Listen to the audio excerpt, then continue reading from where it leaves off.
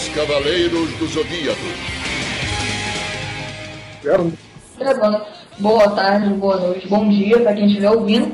Nós estamos aqui fazendo hoje uma entrevista. Meu nome é Raquel Pinheiro. Eu estou aqui com Rodrigo Ouve e o Lucas Sampaio. Quem mais? E o Pedro Lopes, o Nerd Outsider. Nosso Nerd Outsider. E a gente está hoje fazendo entrevista com uma pessoa muito ilustre, um cara que a gente admira, cujo trabalho a gente admira há muito tempo, que é nosso querido Francisco Bretas. No lugar onde eu recebi o meu treinamento de cavaleiro, entre o Mar do Norte e o Ártico, a neve cai em forma de cristais. A neve cintilante no céu parece joia brilhando no ar, mas essa beleza também representa o frio e a morte dos seres vivos. O povo do Ártico, com uma mistura de terror e orgulho, chama o fenômeno de... Pó de diamante!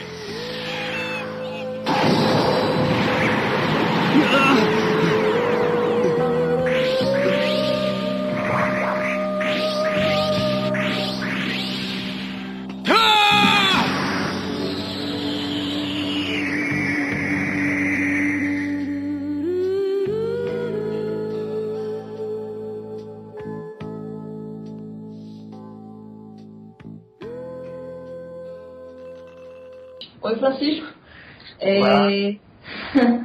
Bom, vamos... Posso começar a nossa sabatinagem aqui?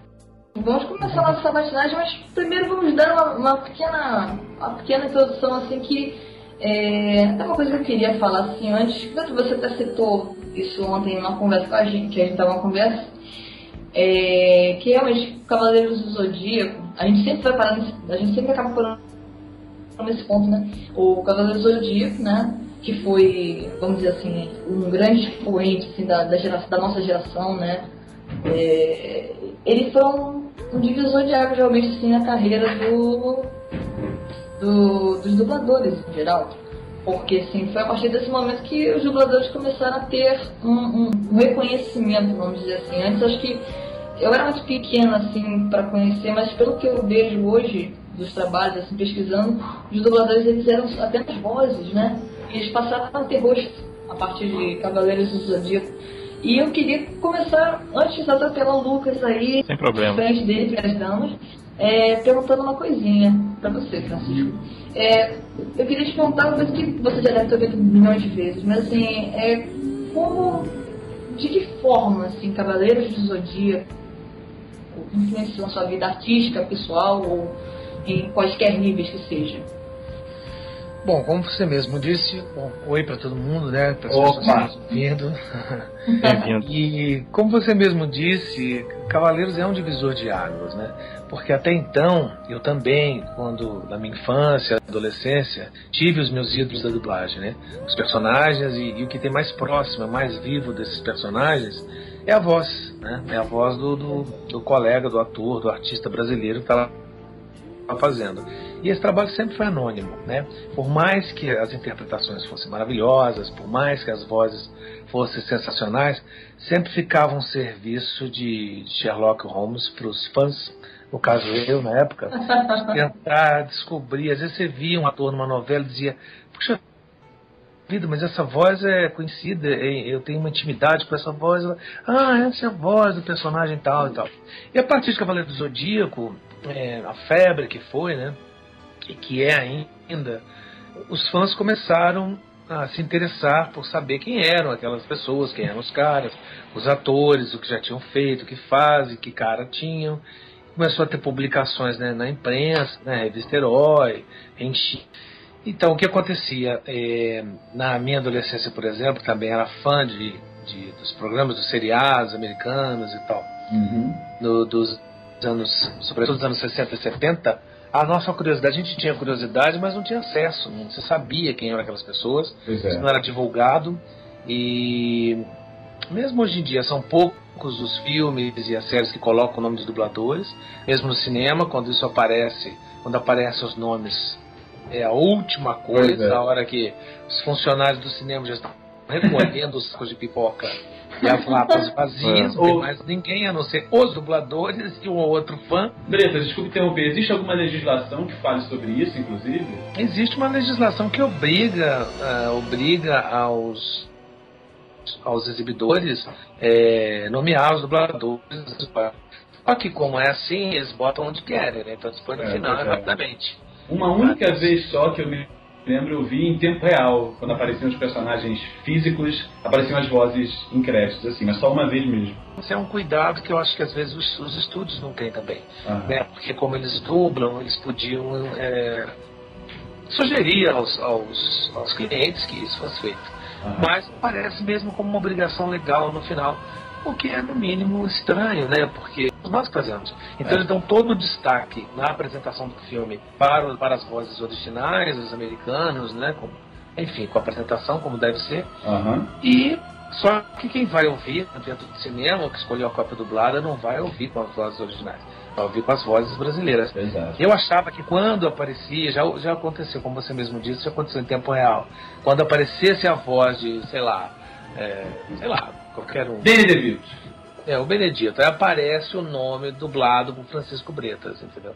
Ou uma voz que dissesse isso. Lembro que eu assisti, tinha isso.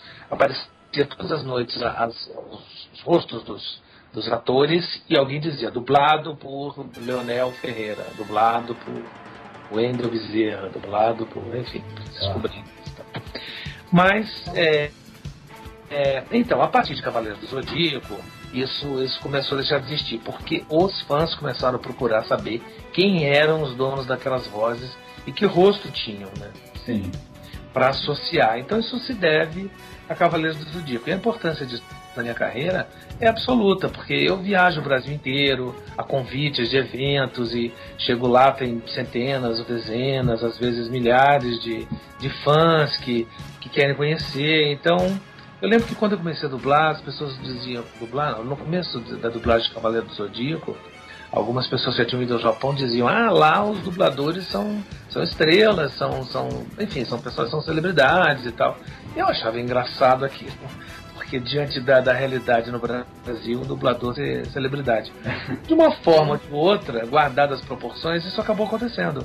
A gente, como os dubladores japoneses, nós também vamos a eventos, atrações e divulgam o evento, nossos nomes para que as pessoas possam ir.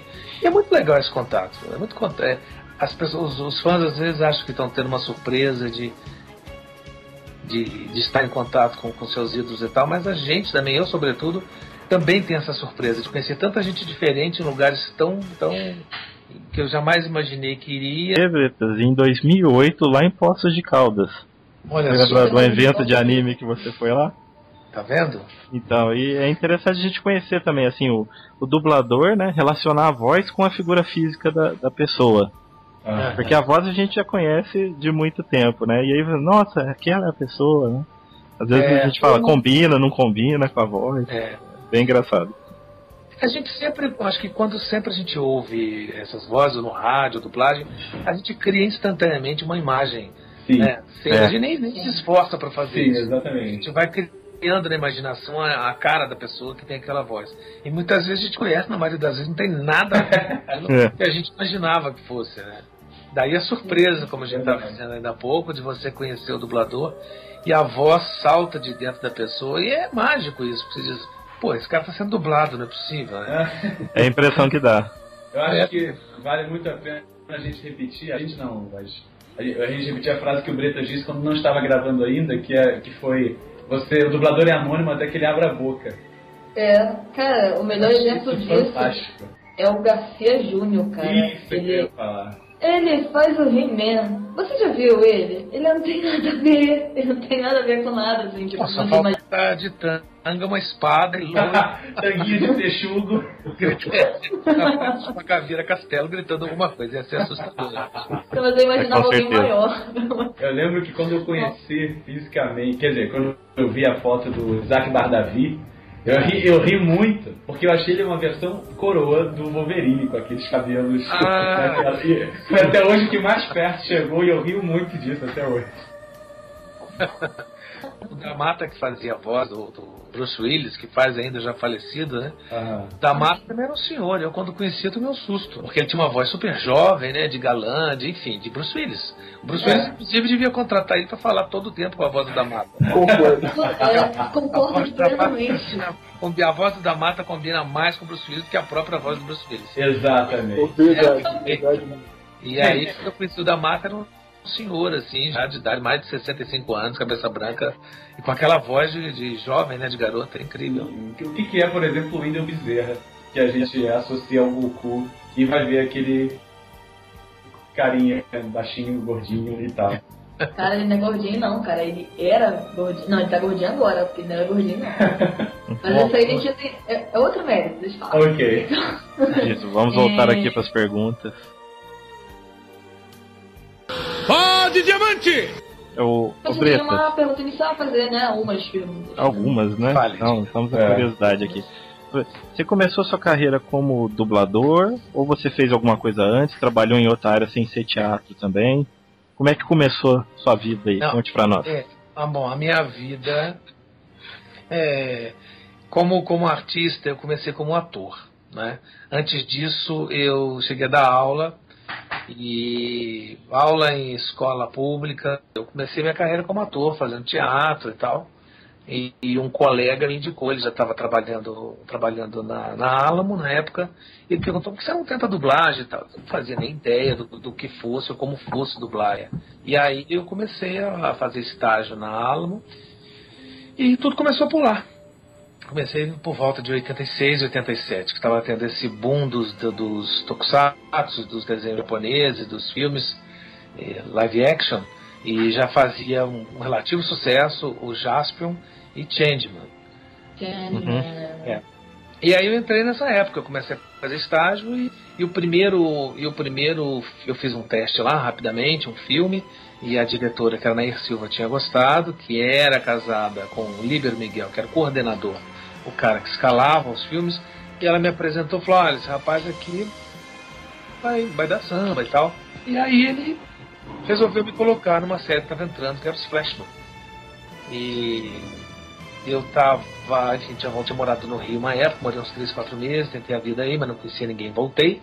E eu estava desesperadamente precisando de trabalho.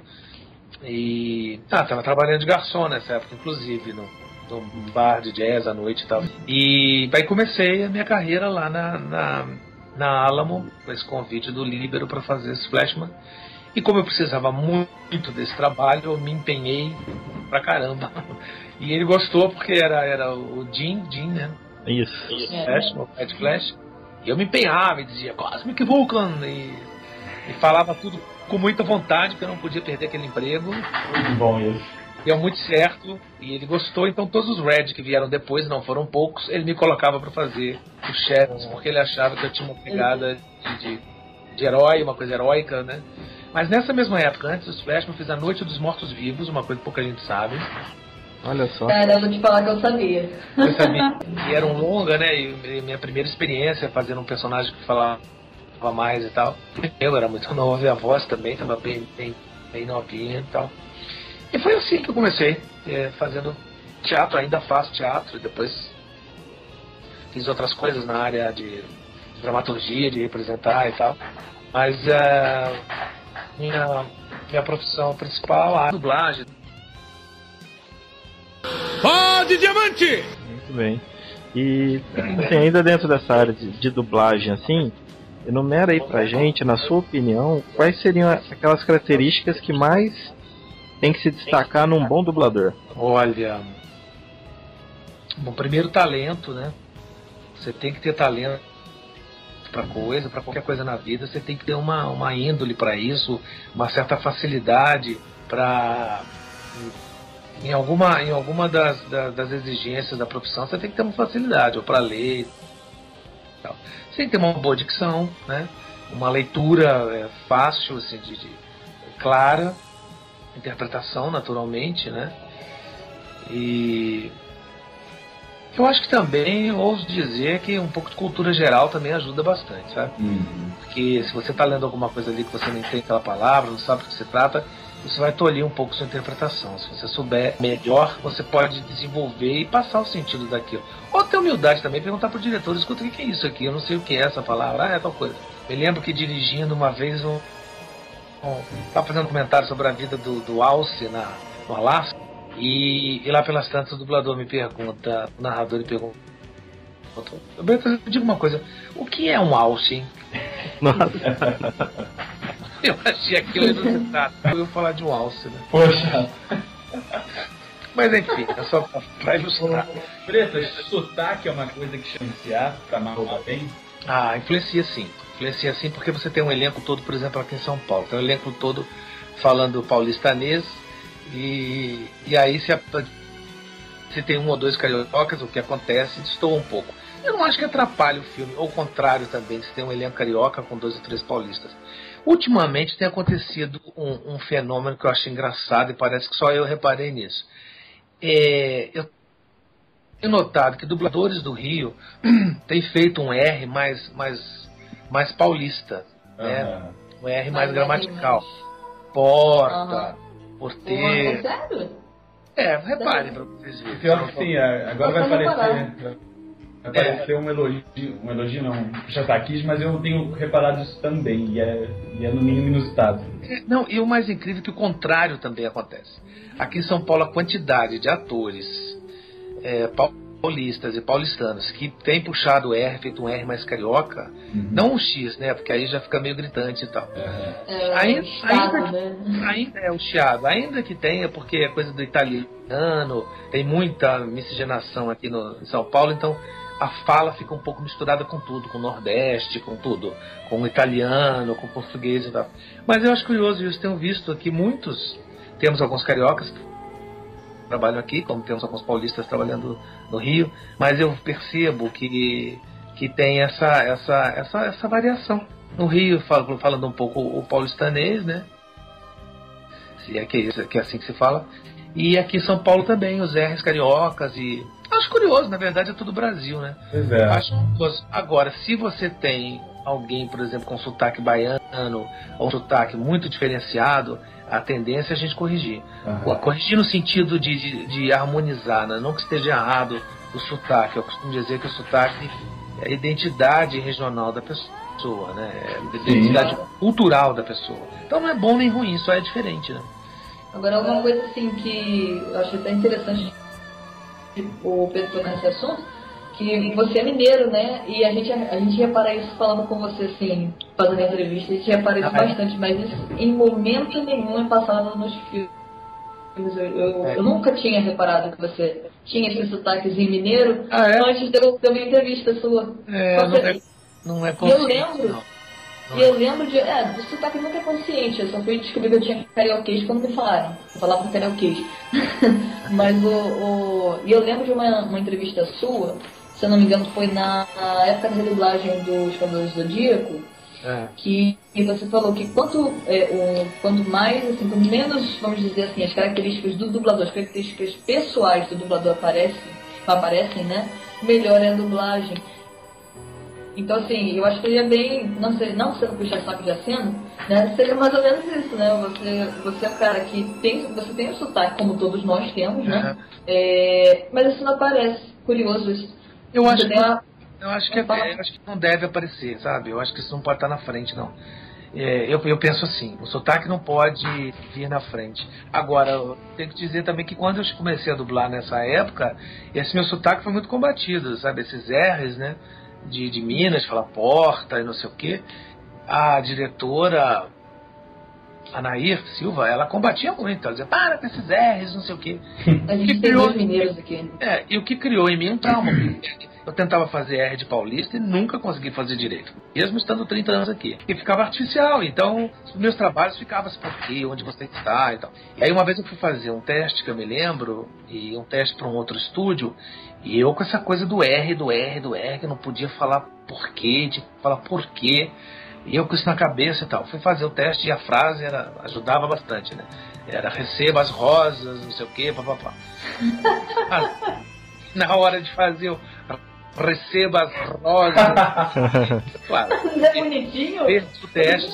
Perdi o teste, o cara me chamou num canto e falou assim, olha, você desculpa falar, mas ninguém mais fala rosas no Brasil. Isso é uma coisa de rádio. Exatamente, eu tava me segurando aqui pra falar isso. Que um monte de gente falava rosa. E aí eu perdi esse teste, quer dizer, o teste era pra trabalhar lá, né? Me escalar. Ele achou que eu não era um bom dublador porque eu falava rosas. As novelas de rádio. É rádio, é. E aí me dei mal. E depois fui corrigindo o quê? Eu fui assumindo meu R mesmo, fui trabalhando nos estúdios e as pessoas não se importavam muito com isso. E aí eu também não precisava ficar preocupado com isso. Então, às vezes, mesmo na dublagem, você faz um R paulista, um R mineiro, um R carioca, vai saindo. Uma mistura toda. Então, não fico muito mais preocupado com isso, não. Ainda que me lembre disso de quando eu vejo. E meio traumatizado com essa história. Ô, Bretas, o que você comentou do sotaque mais acentuado, me lembrou que o Guilherme Briggs uma vez comentou que ele estava dirigindo a dublagem de Transformers. Infelizmente, não me lembro do nome do dublador, mas é um humorista bem conhecido, se não me engano é Osnif. Ele era nordestino, né? E aí ele falou que a única vez em que o sotaque atrapalhou mesmo, que a frase dele era seu humano nojento. E aí ele conta que o ator virou e falou da seguinte maneira, seu humano nojento! E aí ele falou que ele deu uma segurada, não, peraí, vamos dar uma baixadinha um pouquinho nesse nojento, e aí eles foram se acertando. Pode, Diamante! O que eu quero falar sobre essa dicotomia, que nem sei se pode se chamar de dicotomia, que é o ator e dublador. Que assim, hoje em dia o que a gente tem é essa necessidade de que o dublador seja um ator, previamente, como você mesmo falou, né? Você tinha esse seu caminho no teatro, e aí você conseguiu encontrar um estúdio e tudo mais. Só que o que eu queria te perguntar é o seguinte, porque você tá falando com uma pessoa que fez o caminho inverso. Eu fiz um curso de dublagem antes mesmo de ter pisado num palco. E hoje estou penando com isso porque eu tenho todas essas influências de flexionar a voz, de mudar a voz, de dar expressão para a voz. Sim. Mas nunca atuei até então, não tirei um DRT. E agora que eu estou correndo atrás desse atraso, fazendo teatro. E vejo como a influência da dublagem pesou. Porque às vezes eu consigo dar toda a emoção para a voz e o corpo fica de lado. E o que eu queria te perguntar basicamente era o seguinte, o que você pode dizer sobre essa necessidade do dublador também ser um ator? Eu queria saber se você, de certa forma, não pensaria que apesar de ter essa necessidade de atuação na voz, não haveria essa possibilidade de separar os ramos? Olha, eu acho assim, é uma pergunta curiosa sua. Eu acho que até tem essa possibilidade por conta do quê? Porque eu conheço vários dubladores de nome, dubladores famosos, que absolutamente nunca pisaram no palco em toda a vida, e nem vão pisar. Uhum. Não é? E, no entanto, eles desenvolveram um trabalho e dublam, e são excelentes dubladores. Ainda que eu acho que pelo menos 80% desses que eu estou te falando, você viu todos os trabalhos, entendeu? Uhum. Acaba sendo um pouco isso. Não sei se até deficiências pode ser chamado disso. Eu acho que não. Acho que é uma característica. Agora, a diferença do ator, né, do cara que fez... O cara pode ter feito teatro também, ele não conseguia. A Fernanda Montenegro, ela fez um trabalho certa vez, e é a grande atriz do país, né, sem sombra de dúvida. Ela fez um trabalho de narração que ela apanhou muito. E olha que ela trabalhou em rádio. Uhum. Não tinha nem sincronismo. Mas ela sofreu um bocado para fazer e dizia, olha, eu admiro muito o trabalho de vocês dubladores, porque eu acho uma coisa dificílima de ser feita. Sim. Porque tem um tempo, não adianta só você interpretar, tem tempo do cara, o tempo que o cara tá fazendo. Eu acho que as duas coisas podem ser separadas, podem, mas o bom ator, ele aprendendo a técnica, ele dá de 10 a 0 em quem não fez teatro, sabe? Eu acho isso. Porque ele varia as entonações, as inflexões, sabe? Tem uma coisa interna que cria. E é bem diferente. O ator que é de teatro, às vezes você vê o trabalho, você distingue que tem uma diferença, tem uma especificidade, tem uma clareza, uma qualidade. O que não significa que o que não tem colegas de teatro que chegaram lá, excelentes atores, não deram conta, ficou horrível, não sabiam fazer aquilo na frente do microfone. É muito comum isso também, sabe? O cara de teatro chega lá, não sabe, não fica travado, ou grita, fala baixo demais e não consegue naturalidade. Isso... E às vezes o outro cara que nunca fez isso que era vendedor de laranja, tá, sabe? Isso que ele falou que me fez lembrar de duas coisas. O Niso Neto comentou que o Chico Anísio levou uma surra pra gravar Up. Não duvido. Ele falou que demorou muito pra frases pequenas, pra as grandes demorou mais ainda. E o próprio Chico falou meio que o que a Fernanda disse, elogiou demais e falou que nunca dublaria novamente. Você sabe que eu acho esplêndido o trabalho que ele fez, realmente ficou maravilhoso. O Chico Anísio, na verdade, Chico Anísio foi um dos grandes atores desse país, né? Sim. Ser considerado, e aqui no Brasil se considera um pouco humorista, um ator menor, ou nem ator é. Pois é. Chico, eu acho que é um caso único no mundo inteiro de ter criado tantos personagens com vozes diferentes. E você pro microfone de dublar, não conseguiu, né? Exatamente, isso é muito estranho. A outra cena que me veio à cabeça foi, eu lembrei de um making of que eu vi das dublagens de Shrek. E todas as cenas em que o Antônio Bandeiras estava dublando o Gato de Botas, ele estava com um sabrezinho, uma espadazinha. E ele dublava com aquela espada. E, cara, eu achei isso genial demais. Genial. É o ator dando reflexo pro corpo que não vai falar, porque a voz não vai falar sem corpo. Ele se sentia mais seguro segurando o sabre ali no Gato de Botas. Ainda bem que ele estava cuspindo bolas de pelo, né? Nessa pegada da pergunta do Pedro aí, a gente está vendo uma inversão que está acontecendo agora de chamarem atores, principalmente que fazem sucesso na televisão, para estarem dublando filmes, né? Qual que é a sua opinião sobre isso? Sempre me perguntam isso. Eu acho o seguinte, eu acho sensacional. Eu estou pensando em fazer um show de axé também em Salvador semana que vem, né? Eu estou pensando em entrar de top, eu cantar e acho que vai ser bem legal. Eu acho que não, cara, faz rock. Eu acho que sim, cada macaco no seu gato. Eu acho que nada impede, né? Porque no Brasil tem essa história também, se o cara canta não pode interpretar, se o cara interpreta não pode. O que é uma bobagem, porque no exterior os caras fazem tudo, né? Canta, interpreta. Não tem essa segregação. Agora, vai aprender a fazer, entendeu? Eu acho que nada me impede de fazer um show de axé, mas eu tenho que fazer com a competência de uma Ivete Sangalo. Isso. Sabe? Isso. Chegar lá e então 5 mil pessoas levantar aquele povo, como ela faz. Eu não espero menos dela na dublagem. Né? Exatamente. Pra citar ela. Porque nós temos sofridos com dublagens terríveis, né? A turma do Pânico inteira foi dublar. Entendeu? As pessoas, eles não são atores. Pois é, exatamente. Eles são comunicadores. Então, é a mesma situação. Pergunta se eu sou a favor ou sou contra. Eu não tenho nada contra, não. Eu acho que tudo bem, pode fazer. Agora, tem que saber. Você vê Carros, por exemplo, né, a primeira versão, você vê quem é ator, quem é dublador e quem não é. Em contrapartida, você tem Celton Mello, que sempre fez dublagem. Ele fez a Nova Onda do Imperador, ficou muito legal. Exatamente. Ele cresceu fazendo isso. As primeiras lições de interpretação que ele teve foi dentro do estúdio de dublagem. Segundo ele mesmo. E ele fala nas entrevistas, ele se orgulha disso, é um dos poucos. Porque outros que passaram por dublagem nem comentam, né? Pois é. Um cara que, eu não sei o que vocês todos pensam disso, mas um cara que me surpreendeu muito, exatamente nesse formato ator que foi chamado para dublar, foi o Leandro Hassum, dublando Meu Malvado Favorito. Mandou super bem. Principalmente porque eu descobri depois do filme que ele era ele, eu não acreditei de jeito nenhum, até procurar vídeo e tal. Gostei muito disso. Muitos mandam bem, fazem legal. O próprio Lúcio Mauro Filho no Urso lá, Panda, maravilhoso, fez bem pra caramba. Entendeu? Eu não sei o trabalho que deu, a dificuldade que ele teve. Não parece que teve muito, porque ele tá bem solto. Sim. Ouvindo. Mesmo o Stuart Little, não sei o nome do ator agora, Rodrigo Santoro. Manda super bem. Ele manda super bem fazendo aquilo. Assista pra você ver e ouça. Né? De diamante! O Pedro falou agora do... Não, vocês falaram agora do... O meu malvado favorito. E eu lembrei do Steve Carell. E isso me fez lembrar de um filme que eu vi há muito tempo atrás, logo assim que lançou, Só por Sua Causa, São Francisco.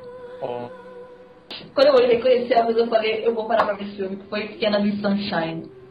Então, assim, foi um filme lindo, fantástico, maravilhoso, assim. E nesse filme, eu fiquei bastante emocionada com o filme como um todo, porque o filme é muito bonito.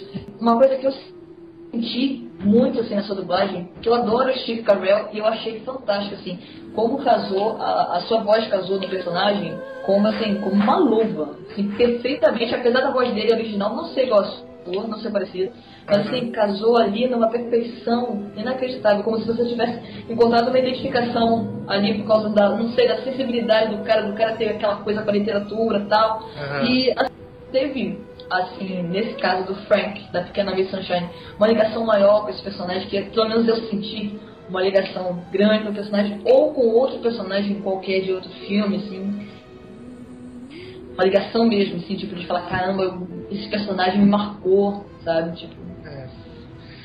Bom, em primeiro lugar, obrigado, né, eu e Steve Carell agradecemos os seus elogios todos. Olha, eu acho o seguinte, a gente faz muita coisa, a gente dubla muita coisa, e quando você entra no estúdio você não sabe nem o que você vai fazer. Diferente de um ator que vai fazer uma peça de teatro, você tem meses para decorar, para estudar, para pesquisar sobre a questão, enfim, o corpo, o olhar, a cabeça, a voz, o movimento. A dublagem não, a dublagem é papum. Você entrou lá, tem um texto na sua frente.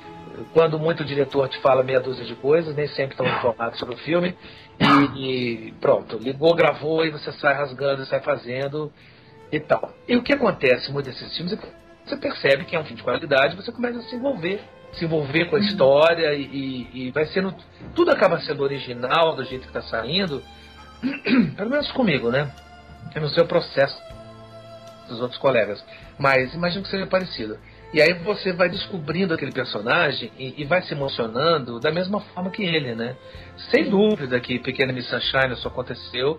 Era um personagem muito sensível, mas aliás todos os personagens eram assim, né? Todos eles. Era uma família que tinha tudo para não dar certo. Uma família em crise, muito fantástica. E ainda assim eles se unem, né? O avô que é adicto, né? Na cocaína, a menina que é gorda e quer ser Miss, o casamento do casal que está indo pro vinagre, ele que termina um relacionamento que quer se matar, e o filho... E tem o do Proust também, que tem um trabalho sobre Proust, ele é especialista, e outro cara passa à frente dele. São todos losers, né? Todos perdedores, e no entanto no final eles são todos vencedores, porque descobrem outras coisas, para outras qualidades e tal. A diversidade faz com que eles se unam. É bem bonito. E de qualquer forma, assim, eu me emocionei, e ver coisas que tem a ver com você, ou você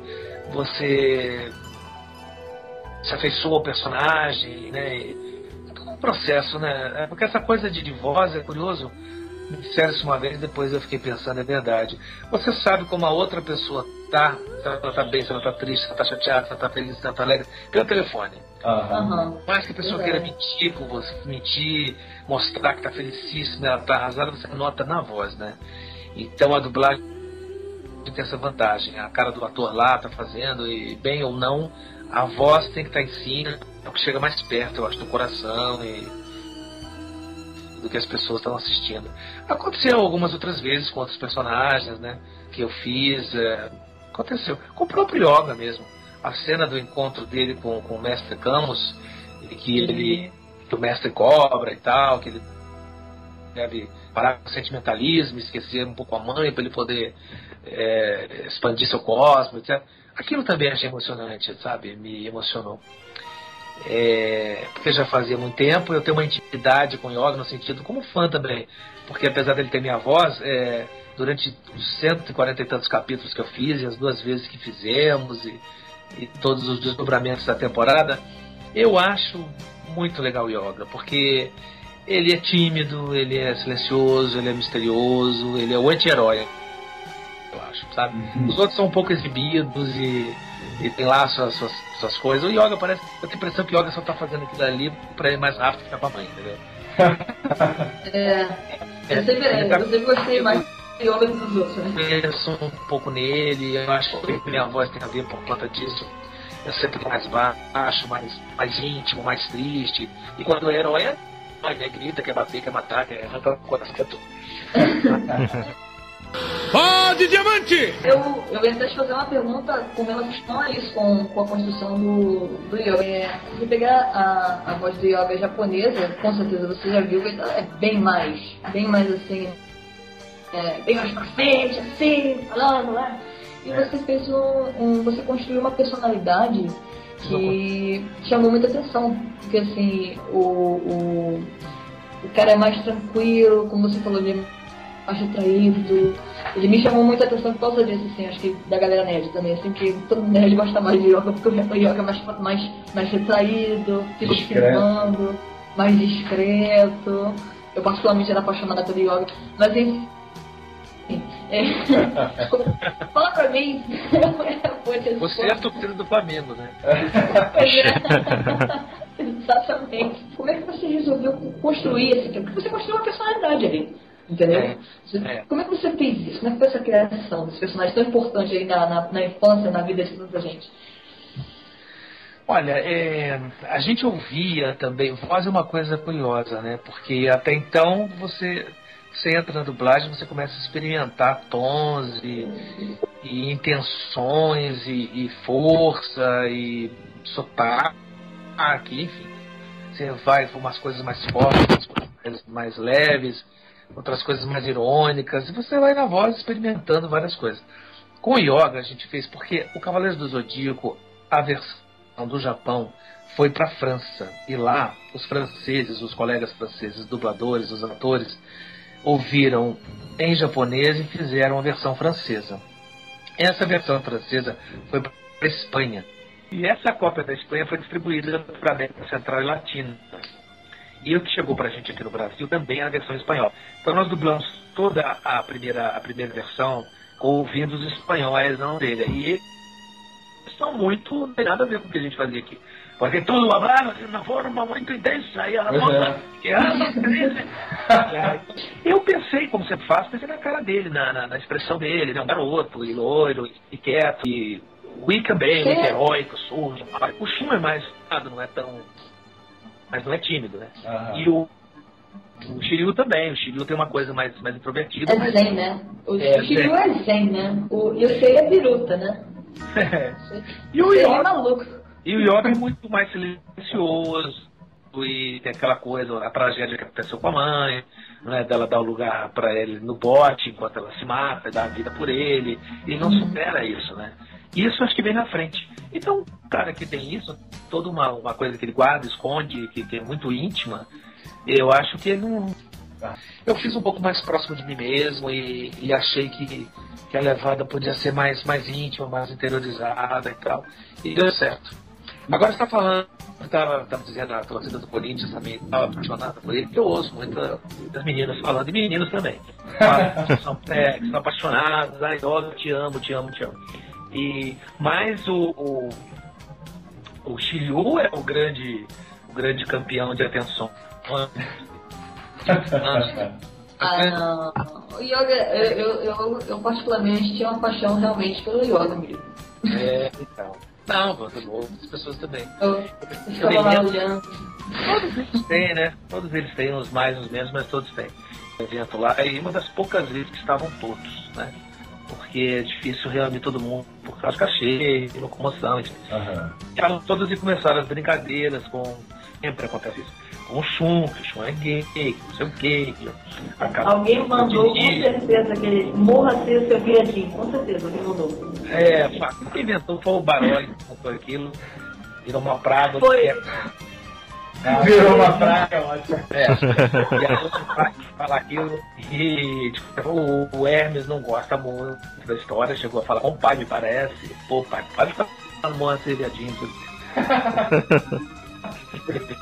A gente vai lembrar disso. Tem essa coisa meio homofóbica com o Shun, é piada, onde a gente vai, se ele tá junto, o Ulisses tá junto, e fica essa história. Eu me lembro que a gente tava lá em Betim, e tipo 600 fãs lá e tal, alguns até devem estar ouvindo isso, e no meio daquele achincalhe todo com o Shun, o Ulisses tentando defender, diz, não, ele é amigo e tal, ele é carinhoso, e os outros todos rindo, enfim, atravessa uma menina no meio da multidão, em Minas, interior de Minas, veja você. Ela atravessa no meio da multidão, aos prantos e muito furiosa, e pega o microfone da mão de alguém lá embaixo, tá fazendo pergunta, e diz, olha, eu queria dizer que eu amo o Shun, entendeu? Independente de ele ser macho, não sei o quê. Eu amo. Olha, foi sensacional. Ela enfrentou 500 garotos debochando, e ela foi lá defender o herói dela. Eu acho que cada um tem essa queda por um deles, e a gente compreende isso e tal, e é bem legal. E Cavaleiros do Zodíaco, acho que praticamente virou uma religião, né? No Brasil inteiro eu ouço sempre as coisas muito, muito próximas. Seja no sertão do Cariri, seja em Porto Alegre, seja na metrópole, eu ouço basicamente as mesmas coisas. O Cavaleiro do Zodíaco formou a minha personalidade. Com certeza. Se não fosse Cavaleiro do Zodíaco, eu não seria quem eu sou hoje. E olha, as pessoas todas que eu conheço são pessoas bem legais, entendeu? Que bom isso, né? Bem legais. Então eu me sinto um pouco responsável por isso e feliz, de uma forma ou de outra, ter contribuído para a formação da personalidade de milhares de garotos e gerações e tal. Tá falando com uma pessoa aqui cuja personalidade você ajudou muito a formar, cara. Porque eu fui muito, muito xiita de Cavaleiros do Zodíaco, até hoje eu vejo de Cavaleiros do Zodíaco. Com certeza você deve ser uma pessoa muito legal. É só, as pessoas não reclamam de mim, não. Tá vendo? Eu sou boazinha. De diamante! Eu queria sair um pouco dessa especificidade para falar de um campo mais geral. Porque como fã, não só... Se fosse nem só fã, mas como ouvinte mesmo de um material dublado, é inevitável que a gente reconheça vozes de forma recorrente, né? Sim. Fulano de tal filme tá nesse, e a única coisa que muda sendo fã é reconhecer por nomes. Eu queria te perguntar exatamente sobre isso. Já faz um tempo, e um tempo grande, que eu reconheço as mesmas vozes, não que isso seja uma coisa ruim, porque como fã eu vou gostar, mas que eu reconheço as mesmas vozes em materiais completamente diferentes, em materiais diferentes até em relação à época em que foram feitos. E o que eu queria perguntar é se isso sugeriria uma certa escassez no mercado da dublagem, ou se chega a apontar só uma preferência dos estúdios mesmo. Olha, isso não é propriamente o que está acontecendo, não. Ao contrário, está tendo uma invasão de pessoas querendo dublar, uma coisa impressionante. E com o surgimento de escolas, como temos pelo menos as mais conhecidas aqui, o Wendel e a família tem uma escola, que é a Unidub, e o Hermes tem outra escola junto com a mãe, a do Brasil. E olha, eu pelo menos por semana eu fico conhecendo 10, 12 garotos e gente de todas as idades, tem senhoras também, senhores, querendo dublar. Não é saído das escolas, saído dessas escolas e querendo dublar e querendo entrar no mercado, claro, tem para isso. É um mercado fechado, é um mercado não é fechado, mas é um mercado difícil de entrar, né? Mas eu acho que tem tido uma renovação, sim, e não é pouca não, tem muita gente nova, muita gente nova. Nos últimos anos tem entrado muita gente nova, que eu acho ótimo, eu dou uma força e acho ótimo. Agora, para um dublador, um ator que começa a dublar anos, fazendo, não 3 anos esperando escala. Entendi. Porque no começo é muito difícil, né? Você não dá pra você viver disso. Claro. Né? As pessoas acham, tu ganha por hora, ganha X e tal. Todo mundo acha que você trabalha 24 horas e vai ganhar aqui por hora. Não é verdade. Pois é. Né? Você, às vezes tem meses que o cara faz 100 horas, ou faz 50, uma semana você é chamado 2 vezes, ou nenhuma, se você tá começando, né? Mas... Chega a rolar algum tipo de preconceito, não sei se a palavra é essa ou se é muito forte, mas em relação a um rapaz, uma voz nova que chegue e já um elenco fechado, um grupo fechado de um estúdio, enfim. Sei, eu acho que tinha mais antigamente. Eu mesmo, quando comecei, sofri esse tipo de preconceito. Os dubladores mais velhos que estavam, eles não queriam ver gente nova, entendeu? Porque se sentiam ameaçados e achavam que iam perder papel. Mas aí você tinha cara de 50 anos fazendo adolescente de 18. Pois é. Isso não tem mais muito, assim, raras exceções. E, enfim, tem muita gente nova, assim. Se tem preconceito, eu acho que menos um pouco esse pé atrás. Mas olha, os ditos novatos, eles estão em todos os estúdios, fazem parte de comissões do sindicato. São talentosíssimos, eu mesmo dirijo vários. E o lugar dessa moçada é ir fazendo isso também, porque tem muito papel de adolescente, material básico para adolescente, e aí não vai pegar os caras de 40 pra fazer, né? Pois é. Os caras de 40, como eu, quer dizer, entram fazendo os professores, os convidados, o cientista maluco, o terrorista que explode a escola, entendeu? Essas coisas. E a moçada que tá aí é bem legal, tem ruim também, tem gente ruim, como tem em todas as faixas. Tem Ganassi, que é ruim, tá lá já há muito tempo. Isso tem mesmo, né? Faz parte. Agora tem muita gente boa, né? Tem muita gente boa. Tem Flora Paulita, que eu dirijo ela no Honey Bubo, que é ótima. É inegável que o espaço sempre vai ter pra todo mundo. Que tem trabalho pra caramba, né? Tem muito trabalho. Mas agora com videogames e séries de tipo. Engatinhando um pouco as dublagens, né? Engatinha um pouco. Tá bem devagar ainda. Não é tudo que eles dublam, que eu acho uma sacanagem, porque se assistir japonês e japonês é frustrante, entendeu? Mas, então tá começando, estão dublando algumas coisas. Agora, tem muito TV a cabo, tem muito filme, tem muito documentário, tem muita coisa a ser feita, sabe? Que é legal. Então tem trabalho pra todo mundo. Eu acho que se você tem competência, você fica, né? Pois é. E se prova, né? Fiquei até um pouco mais feliz. Obrigado, viu? Pode, Diamante! Gente, olha só, eu não quero esperar o tempo do Francisco, né? Porque ele é um cara tarefado. A gente já tá chegando. Alguém tem mais alguma pergunta a fazer antes de eu fazer meu pedido final? Tinha uma coisa de imitação no Wendel, né? Não tinha uma história. É verdade. Por favor. Mais um comentário do que até uma pergunta, mas eu lembro que eu vi num congresso, num evento, alguém, eu não sei se ele se lembrou disso porque o garoto pediu ou se ele se lembrou do nada, mas ele comentou que existe um erro recorrente em confundir dublagem com imitação, e às vezes as pessoas chegam pra ele e falam, imita o Goku fazendo Kamehameha, imita o Bob Esponja, e aí ele falou assim, eu não imito o Goku, eu faço, pelo menos no Brasil, eu faço o Goku. Então eu só queria, era só esse comentário que na hora que a gente estava falando me lembrou que não é imitação dublagem. Que a moçada, eu acho que sabe como falar, né? E não sabe como... É somente isso mesmo. Imita, e o dublador se incomoda porque parece que tá imitando uma outra criação. E não, a criação é da gente, né? Exatamente. Tá fazendo lá e muitas vezes faz uma outra voz e até reinventa o personagem, né? E... não, ele tem razão, é a voz. Eu não acho que ele seja o Bob Esponja, eu acho que ele é o Wendel mesmo. Exato. Mas ele é que faz ali, não. Mas a voz é ele. Agora isso é impossível não confundir, né? Também no Facebook e tal, todo mundo chama de yoga. Pô, yoga é um prazer. Cara, o que eu vejo de foto sua marcada assim, e assim, a foto do yoga pode ser marcada trocentas milhões de fotos. Milhões de fotos. Tem que esperar que ele deve ficar de saco cheio com isso. Eu nunca fiz isso.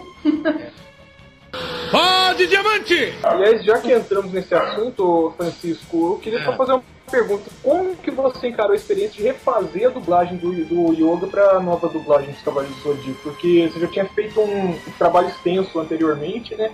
E refez de novo, né? Então, fez de novo então, assim, você mudou alguma coisa na forma de interpretar o personagem depois de tanto tempo, assim?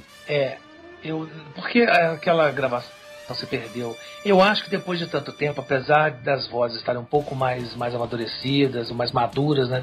Mais velhas, né? A gente foi 10 anos depois, parece. Eu acho que também estava mais experiente, né? Mais danado, né? Mais cheio de manhas e mais experiente mesmo fazendo. Eu acho que a dublagem ganhou com isso. Porque o que a gente era mais cru lá atrás, quando a gente redublou aqui, a gente já estava mais seguro, né? Já sabendo do que se tratava. Porque quando começamos a fazer Cavaleiros do Zodíaco, alguém nos disse, olha, essa série está bombando nos Estados Unidos. Eu me lembro de alguém me dizendo isso. No estúdio mesmo. Eu falei, que bom, né? Mas a gente não sabia que ia ser o que foi. Então a gente fez com toda a sinceridade, com o talento que tinha e tal. A tradução foi toda revista, né? Porque os puristas de Cavaleiros do Zodíaco, com toda razão, eles reclamam das bobagens que foram faladas lá. E não foi nem por mal, porque já havia, como eu disse, uma tradução do espanhol, era traduzido do espanhol. Então o erro já foi cometido na França, depois na Espanha, e aqui de novo, porque ninguém sabia qual era. Pois é. Não tinha como pesquisar no Google, não tinha computador para pesquisar. Tinha, com certeza, não tinha isso, né? Na segunda gravação, só para concluir, na segunda gravação, o Marcelo Greco, que foi o tradutor, ele era um apaixonado pela série. Estudou Japão por causa disso, japonês por conta disso, visitou o Japão. Pode, Diamante! Bom, Então tenha cuidado desse pedido que você vai fazer agora, tá? Pois é. Principalmente depois que eu falei sobre imitar. Pois é. Então, eu acho que já te pediram muito isso. A gente vai fechar. Em primeiro lugar, eu queria agradecer muito a sua boa vontade. Você realmente, assim, de pronto, você, sabe, foi muito legal comigo. Você tá realizando um sonho meu de infância, saiba isso. Nossa. Todos nós, né? Como fã e como possível e futuro colega, eu te agradeço também, viu, Breno? Opa, tomara, vamos nos cruzar, sim. Não, você tá realizando realmente o sonho aqui de uma galera aqui. Mas, assim, sempre tem aquele fã chato, né? Fã normalmente, né? Aquele momento chato, né? Acho que você já sabe o que eu vou te pedir. Mas você pode, por favorzinho, fazer um trovão Aurora pra galera que tá ouvindo o Nerd Geek Feelings aí? Então segura, atenção aí, todo mundo se segurando as cadeiras. Ai, meu Deus. Quando eu digo isso, é uma explosão de gelo pra tudo quanto é lado, as pessoas ficam paralisadas, hein? Se tiver algum inimigo aí, é o fim dele, hein? Bom, então vamos lá. Vamos lá. Preparem-se. Trovão Aurora, ataque! Bom. Isso daí é um pouco Cheguei me arrepiei. Foi frio, cara. Além que ia ficar gelado. Foi frio. E olha só, bem, eu queria dizer o seguinte, obrigado pelo convite, é sempre um prazer falar com pessoas que curtem anime, que acompanham meu trabalho, isso pra mim é uma honra também. E eu queria dizer que, de qualquer forma, tem também um Twitter, né? Eu escrevo coisas, você estava falando comigo antes da gente começar a entrevista, de uns poemas que eu faço, umas frases e tal, que eu gosto de escrever. Eu vi lá, tem lá com imagem, eu vi. Boto lá umas fotos e... enfim. Francisco, a gente queria agradecer em nome do Nerd Geek Feelings, em nome de nós, fãs mesmo, em nome da galera que vai ouvir. E realmente eu pessoalmente estou muito grata, e eu tenho certeza que todo mundo aqui está muito grato também pela sua boa vontade, pela sua simplicidade. Você é um cara mega famoso, tipo, tranquilamente falando aqui com a gente, sabe? Tipo, então assim, a gente fica muito honrado mesmo pela sua participação. Você nos acrescentou muita coisa, muito obrigada mesmo, tá? Pela sua boa vontade e por tudo. Olha, obrigado vocês aí, obrigado pelo convite. Quando precisar de novo, estou por aqui. Só a gente achar um horário, a gente faz. Obrigado ao Rodrigo, ao Lucas, ao Pedro e a você, Raquel. A gente que agradece. Compartilha do convite e as perguntas. Grande abraço, Bretas, foi um prazer enorme. Prazer conhecer. Fique na paz. Obrigado você, ouvinte. Até o próximo NGF Entrevista. Tem sempre alguém no cosmos ajudando o cavaleiro a vencer. E só o vencedor pode vestir sua armadura de ouro.